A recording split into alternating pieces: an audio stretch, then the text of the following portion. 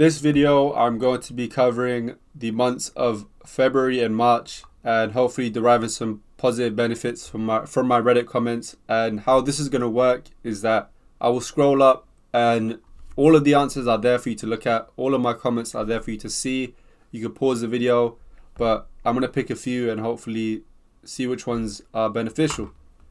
So to start off, how to honestly stop being too nice. For some people, it is the understanding that pleasing leads to neglecting your own rights and that you cannot please everyone. These two things are triggers for change. So it helps you stop being someone who is too nice and says yes to everything and doesn't prioritize himself or herself. Understand that you neglect your own rights when you please everyone and not yourself. And also, it's impossible to please everyone. So don't be so fixated on doing something that is not achievable. Especially if it doesn't benefit your own needs and your own wants. How do I actually get close to people? Spending more time with your casual friends and being more open tends to be two good ways to form meaningful relationships.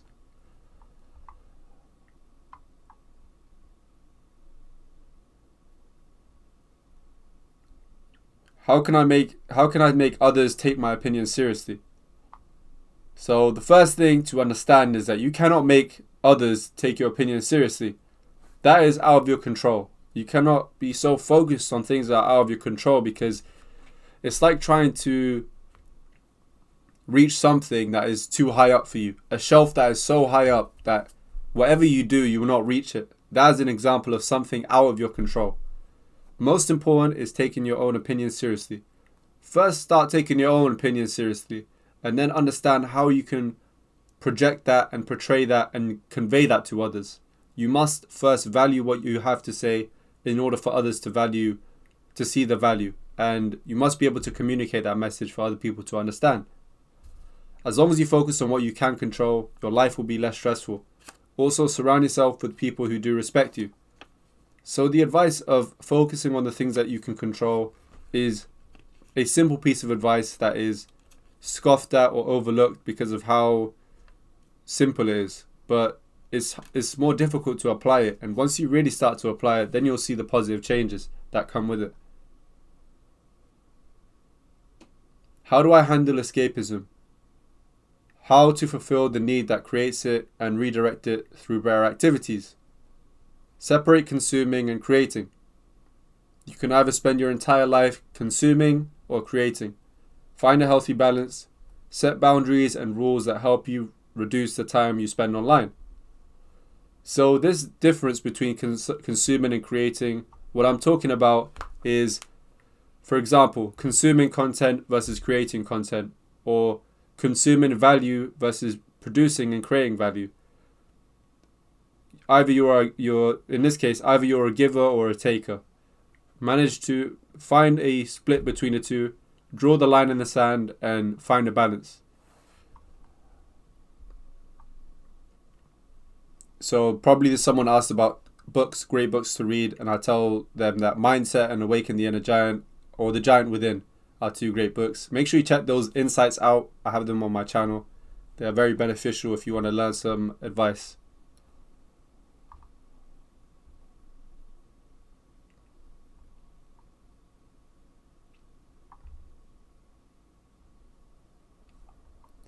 It is scary how much of life success ultimately comes down to luck.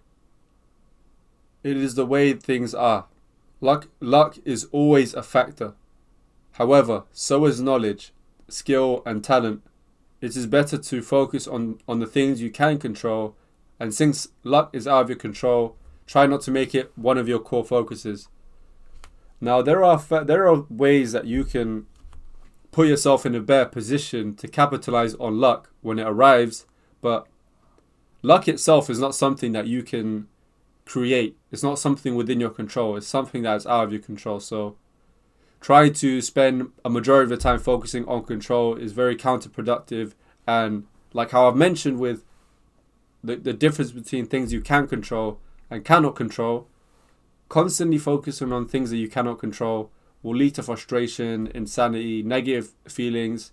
Maybe insanity is too far, but if you really go down that path, focusing on things you can control will lead to a more accountable life, one that you take ownership of things that you are responsible for and the things you can change. So things like knowledge, skill, and talent, those things you can navigate and improve. So when luck does arrive to you, you can capitalize on it. Took the jump, already see an improvement. I can relate because when I trusted my instincts and followed it, it led to the best outcomes, including this YouTube channel. I'm happy to hear you're making a difference in your life. One thing you can do now is help inspire other people to do the same thing, which is stepping out of your comfort zone and following your instincts and guts.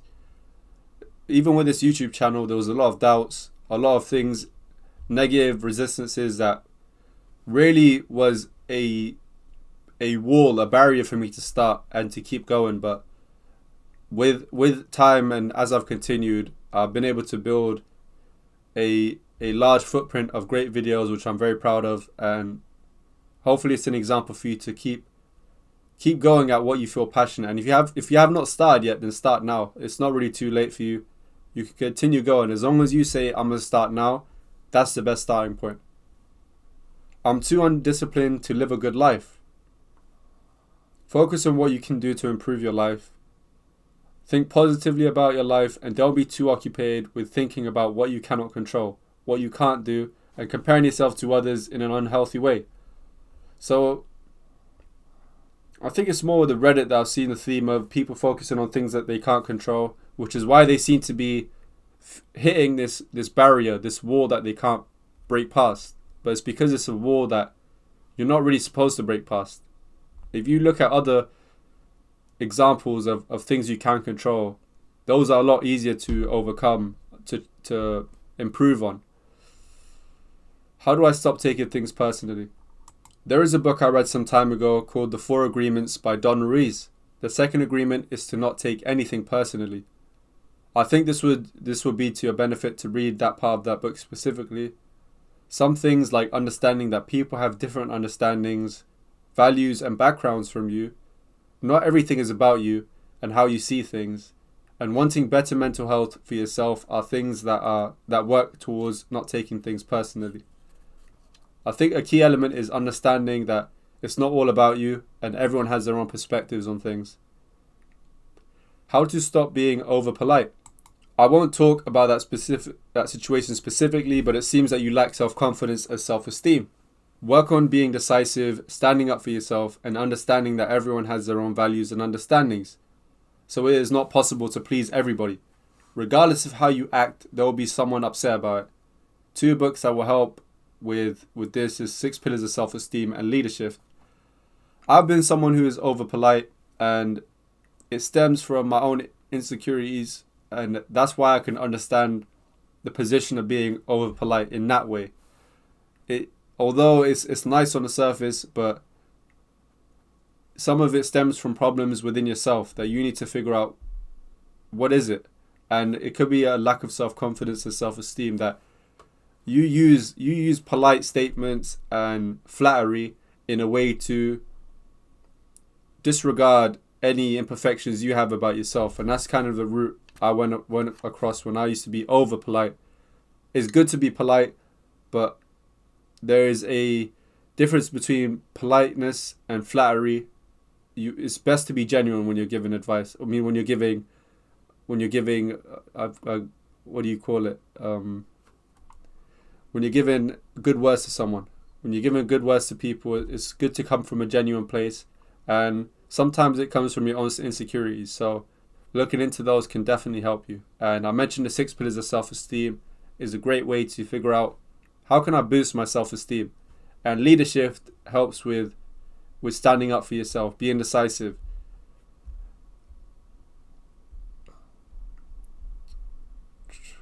Should I force myself to do everything that I don't want to do? If you see it as the right thing, then yes. If it is not too much to ask for. I guess the question here briefly is not, I guess the actual post is a little bit different to the question. probably the question was about doing simple things. But if it's that, then no, you shouldn't do everything you force yourself to.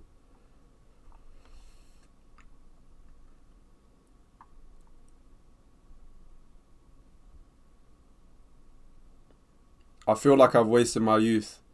Everyone has their own pace, and there is no benefit in comparing yourself to others without understanding that. Try to pick up some new hobbies and read content relating to careers that are in line with yours and the things that you are passionate about. When did you stop oversharing, and what made you do it? When it comes to personal goals, I keep most of them to myself until I complete them or feel that sharing them will benefit both parties. For me, sharing goals isn't necessary unless there is something to learn or benefit from sharing it.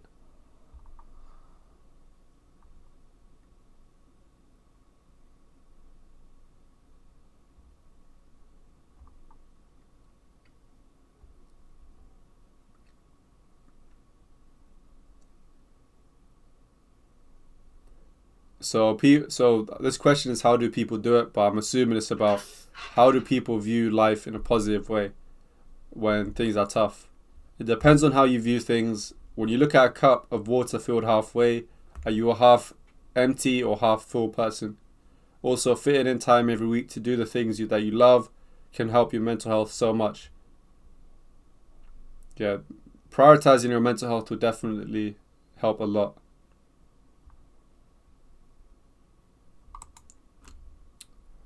What's your why? And I'll end it here. The contribution to the betterment of society.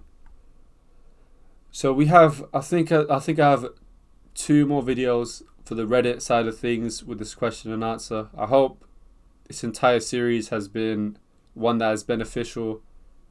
I just hope that there is something you could take from all of this that is something you could take with a positive step forward, and that you can help people with it, and you can help yourself, and as that says, contribute to the betterment of society. That's my own why, but I hope that you find yours, and it's something that not only benefits you and it's something that benefits others as well. If you've watched this entire series, look, thank you so much. I appreciate it. Kudos to you, and I appreciate you a lot.